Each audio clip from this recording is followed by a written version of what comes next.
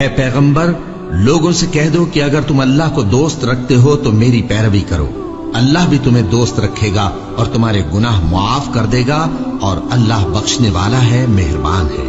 کہہ دو کہ اللہ اور اس کے رسول کا حکم مانو، پس اگر وہ نہ مانے تو اللہ بھی کافروں کو دوست نہیں رکھتا۔ اللہ نے آدم اور نوح اور خاندان ابراہیم اور خاندان عمران کو تمام جہان کے لوگوں میں سے منتخب فرمایا تھا، ان میں سے بعض کی اولاد تھے، اور اللہ سننے والا ہے، جاننے والا ہے۔ وہ وقت یاد کرنے کے لائق ہے جب عمران کی بیوی نے کہا کہ اے پروردگار، جو بچہ میرے پیٹ میں ہے میں اس کو تیری نذر کرتی ہوں، اسے دنیا کے کاموں سے آزاد رکھوں گی، تو اسے میری طرف سے قبول فرما، تو سننے والا ہے، جاننے والا ہے۔ پھر جب ان کے یہاں بچہ پیدا ہوا تو کہنے لگی کہ پروردگار، میرے تو لڑکی ہوئی ہے، جبکہ اللہ خوب جانتا تھا جو ان کے یہاں ولادت ہوئی تھی، اور نہ ہوتا لڑکا مانند اس لڑکی کے۔ اور کہنے لگی میں نے اس کا نام مریم رکھا ہے، اور میں اس کو اور اس کی اولاد کو شیطان مردود سے تیری پناہ میں دیتی ہوں۔ تو اس کے پروردگار نے اس کو پسندیدگی کے ساتھ قبول فرمایا اور اسے اچھی طرح پرورش کیا، اور زکریا کو اس کا کفیل بنایا۔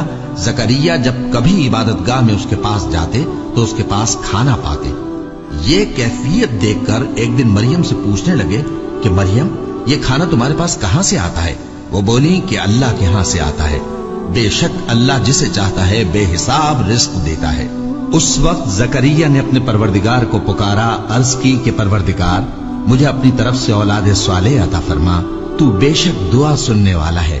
چنانچہ وہ ابھی عبادت گاہ میں کھڑے نماز ہی پڑھ رہے تھے کہ فرشتوں نے آواز دی کہ زکریا، اللہ تمہیں یحییٰ کی بشارت دیتا ہے، جو کلمۃ اللہ یعنی عیسیٰ کی تصدیق کریں گے اور سردار ہوں گے، اور عورتوں سے رغبت نہ رکھنے والے، اور ایک پیغمبر یعنی نیکوکاروں میں ہوں گے۔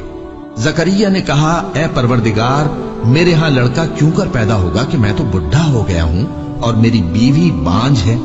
فرمایا اسی طرح اللہ جو چاہتا ہے کرتا ہے۔ زکریا نے کہا کہ پروردگار، میرے لیے کوئی نشانی مقرر فرما دے۔ فرمایا تمہاری نشانی یہ ہے کہ تم لوگوں سے 3 دن اشارے کے سوا بات نہ کر سکو گے، تو ان دنوں میں اپنے پروردگار کی کثرت سے یاد اور صبح و شام اس کی تسبیح کرنا۔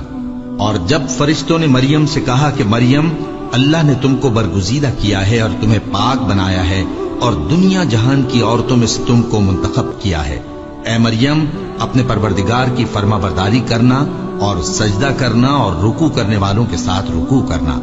اے نبی، یہ باتیں اخبار غیب میں سے ہیں جو ہم تمہارے پاس بھیجتے ہیں۔ اور جب وہ لوگ اپنے قلم بطور قرعہ ڈال رہے تھے کہ مریم کا کفیل کون بنے، تو تم ان کے پاس نہیں تھے، اور نہ اس وقت ہی ان کے پاس تھے جب وہ آپس میں جھگڑ رہے تھے۔ وہ وقت بھی یاد کرنے کے لائق ہے جب فرشتوں نے مریم سے کہا کہ مریم، اللہ تم کو اپنی طرف سے ایک کلمے کی بشارت دیتا ہے جس کا نام مسیح اور مشہور عیسیٰ ابن مریم ہوگا، اور جو دنیا اور آخرت میں آبرو مند اور مقربین میں سے ہوگا، اور ماں کی گود میں اور بڑی عمر کا ہو کر دونوں حالتوں میں لوگوں سے یکساں گفتگو کرے گا اور نیکوکاروں میں ہوگا۔ مریم نے کہا کہ پروردگار، میرے ہاں بچہ کیوں کر ہوگا کہ کسی انسان نے مجھے ہاتھ تک تو لگایا نہیں؟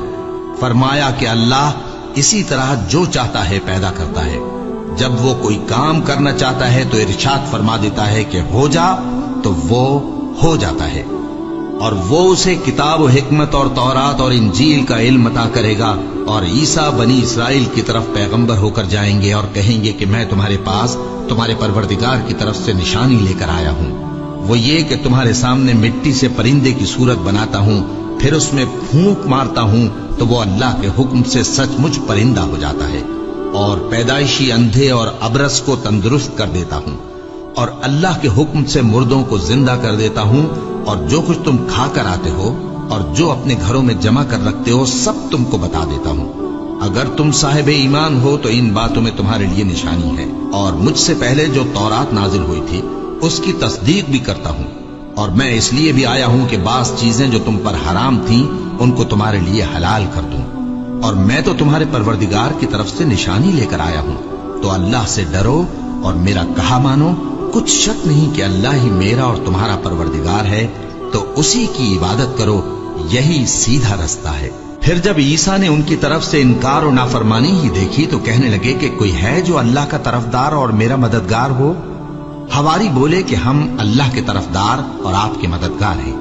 हम अल्लाह पर ईमान लाए और आप गवाह रहे कि हम फर्माबरदार हैं।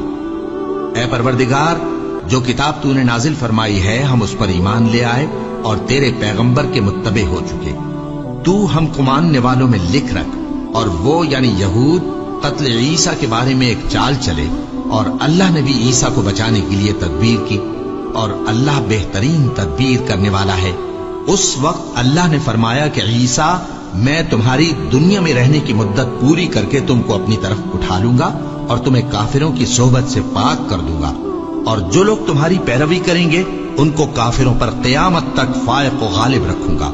फिर तुम सब मेरे पास लौट कर आओगे तो जिन बातों में तुम इख्तिलाफ करते रहे उस दिन तुम में उनका फैसला कर दूंगा। अब जो काफिर हुए उनको दुनिया और आखिरत दोनों में सख्त अजाब दूंगा और उनका कोई मददगार न होगा। और जो लोग ईमान लाए और अमल नेक करते रहे उनको अल्लाह पूरा पूरा सिला देगा और अल्लाह जालिमों को दोस्त नहीं रखता। ए नबी, ये हम तुमको अल्लाह की आयतें और हिकमत भरी नसीहतें पढ़ पढ़ कर सुनाते हैं। ईसा का हाल अल्लाह के नजदीक आदम का सा है कि उसने पहले मिट्टी से उनको बनाया, फिर फरमाया कि बाशऊर इंसान हो जा, तो वो वैसे ही हो गए। ये बात तुम्हारे परवरदिगार की तरफ से हक है तो तुम हरगिज शक करने वालों में न होना।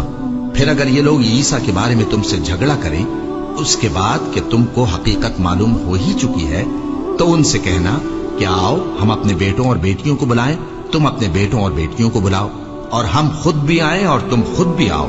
फिर दोनों फरीक अल्लाह से दुआ और इल्तिजा करें, इस तरह झूठों पर अल्लाह की लानत भेजे।